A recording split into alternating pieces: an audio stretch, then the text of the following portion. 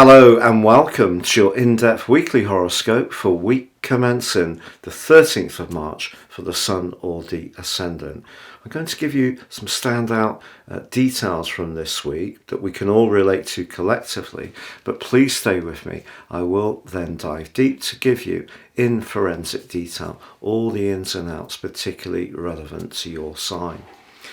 Now, Mars and Neptune have been forging a really debilitating square, which was the biggest feature of autumn in the northern hemisphere and the spring in the south, and that's being repeated, and it comes up to its high point on Tuesday.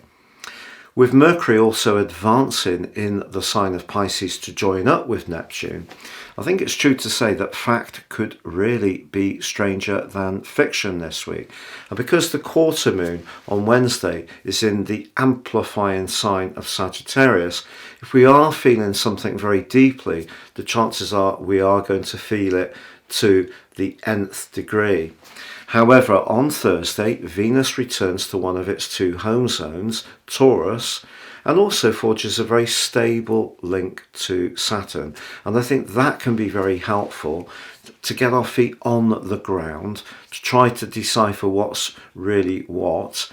And also, the angle between Venus and Saturn links in nicely to the Sun's final moments in the sign of Pisces, where Saturn is as well, which forges a great sextile to the planet of change, Pluto. So something in our world could transform as this week goes on.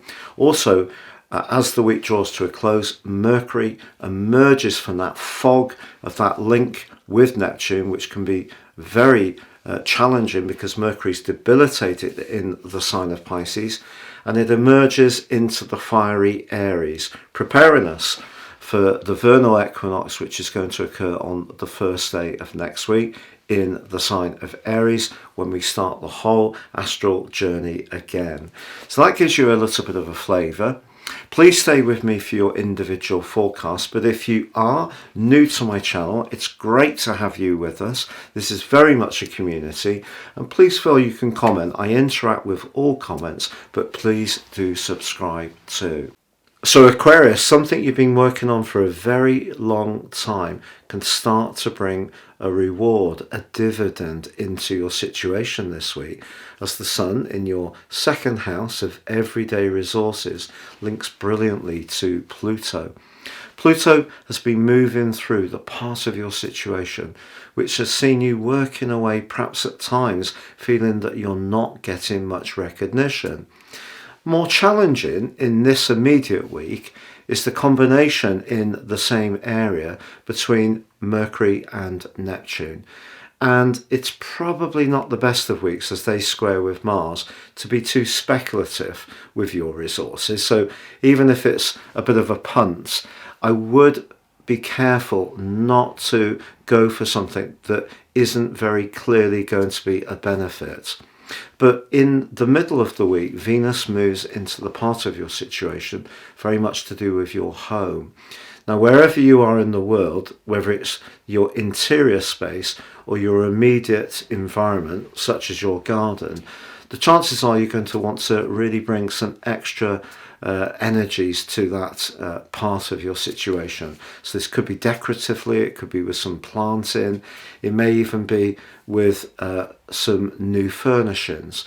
But of course the fourth house can be about family matters, but the link between Venus and Saturn at the heart of this week is a very stable one and a counterpoint for that more drifting, dreamy energy of Mercury and Neptune.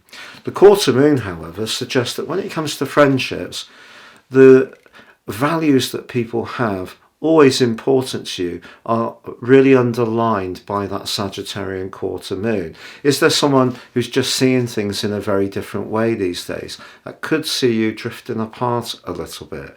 But by the end of the week, as Mercury makes its way into the sign of Aries, this is a fantastic opportunity for you to articulate the ideas that you have, especially ideas that are quick-witted, to do with the way you think, maybe to do with digital technology. You can really showcase them as this week comes to a close.